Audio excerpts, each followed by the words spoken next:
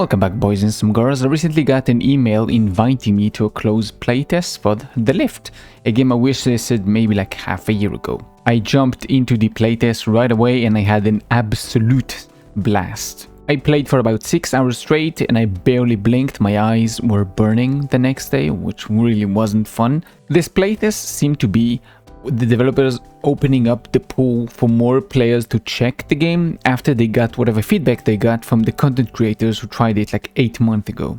So what is The Lift?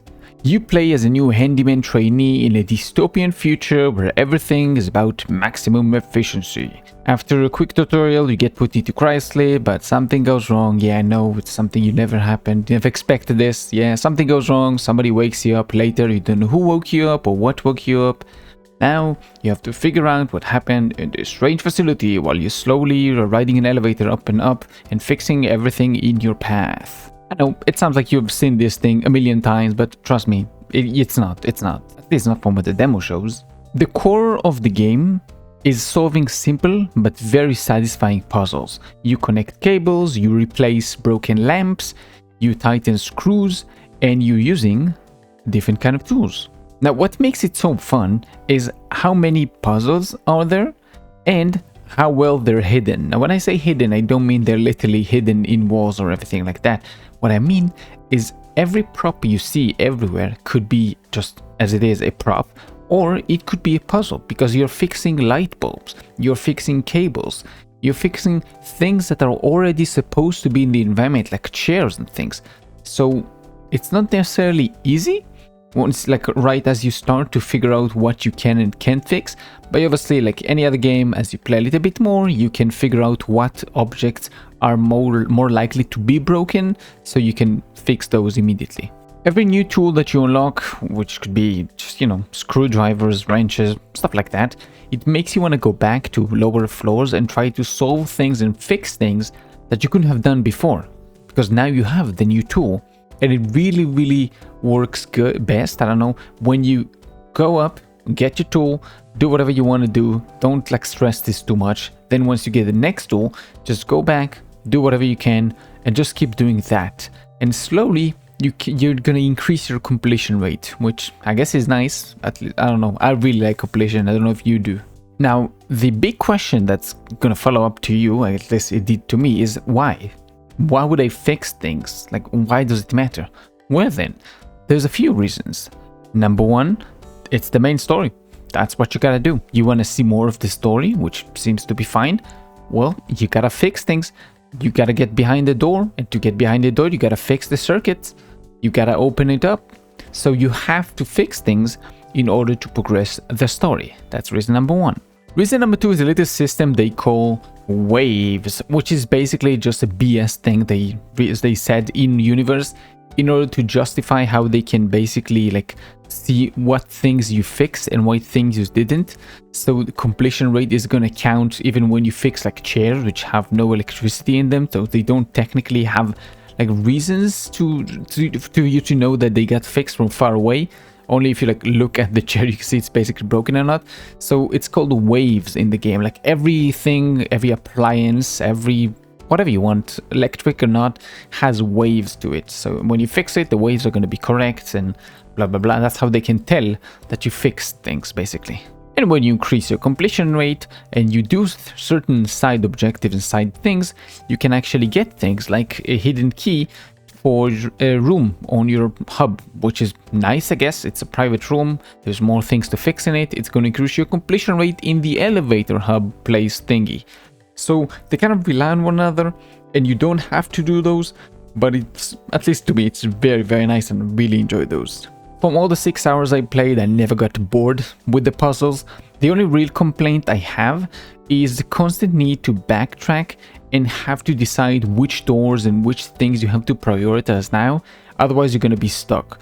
I think it's only a demo problem because we only have one level to play with. If you try to go to the higher level, you get like tutorial and then you get like in a first level. If you try to go to the second level, then you basically, it's like a thank you for playing the demo. So I think once we get more levels, it's not going to be a problem because you can just go to the next level get those things over there, then come back to the first level and use those. So you're not really gonna be stuck. I think it's only like a lack of resources in the demo, so I'm not really that worried about it. It's just something I thought it's worth a mention, so you know that you can get stuck. There's no like permanent item things you can get. Everything is finite. The story is a major pillar of the game. It slowly reveals what happened to the facility, who is the previous keeper, what about him. There's some creepy supernatural stuff like floating objects, like appliances phasing in and out. You know, those kind of spooky shit that you see in a lot of these kind of games. One important thing to note about the demo, I call it demo, it's not a demo, playtest, that there was two things they said that are going to be a problem in the playtest, and as they said, they are a problem in the playtest. Number one, there was no voiceover for a lot of the characters. There's only like a very few characters that have voices to them. I think only like at the start, barely even that, and that's it. And then performance. Performance, I don't need to tell you why it's bad, that performance is bad, blah, blah, blah, blah, blah. They said performance is a problem. I don't think it's going to be a problem in the main game. If it is, I'm going to mention it, but for now, it's just a thing that, hey, there is a problem. Just know that there is, but it's not a big deal. Now, going back to the voice thing, is because the story is, at least to me, is the main driver here. The gameplay is fun, but the story is going to be the main driver that's going to keep you there for a long time. Because after a bit, you're like, okay, I get it. Like, the gameplay is, I got it. Okay, what's more? So I think only the story is going to be the thing that's going to hold you. So from what I've read, I try to read like very little, only the main thing. I don't want to spoil things for myself, because I think voice actors can really make or break the story for people. Even like a mediocre story with great voice actors can be like, it can be helped quite a bit. So I'm holding hope. I've only read a little bit of what they said just to like get like the atmosphere and everything like that, and I skipped most of the dialogue, so I don't have a lot to say about the story. It seems promising, but everything is right as you start and you get like the first, I don't know, hour of story. So we'll see. I'm hopeful for this one. There's some things I haven't seen in like a lot of other games, so I am curious. Okay, the environment and the music really helps the whole like creepy abandoned facility or something that the game is trying to portray. Personally, I got over the creepy feeling pretty fast, because, you know, it's a game, so it's not, you don't get this whole like, ooh, jump scares or anything like that. There are no enemies that are going to jump on you.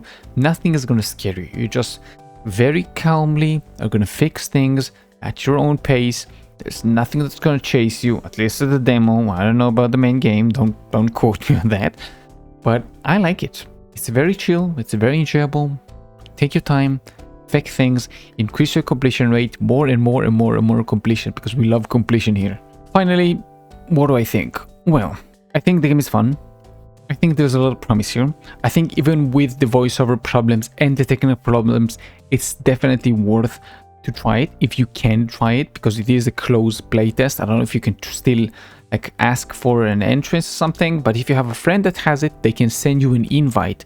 So go ahead and try to ask anybody you know who has access to this playtest to let you in, because they have one friend request they can, well, send to you so you can get into the playtest as well. I really think you should get it. If you like what you see, the gameplay, or what you heard from what I said, I really recommend you wishlist this one. At least from what I see right now, I don't know what's going to happen in the future, more trailers, more things like that.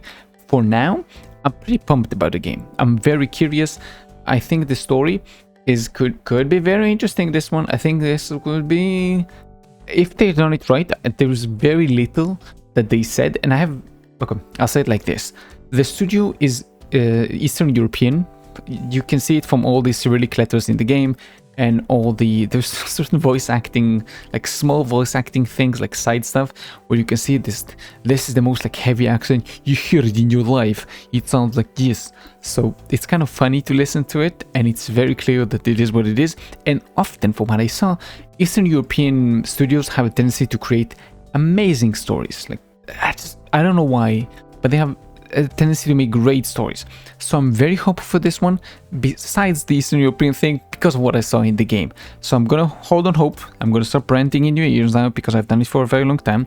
So I don't know, just get into playtest if you can play it, but that's gonna be it. I'm sorry I ranted for a bit, because I really love this one. So that's gonna be it. Hope you enjoyed this video. Thank you for the I can speak. Bye.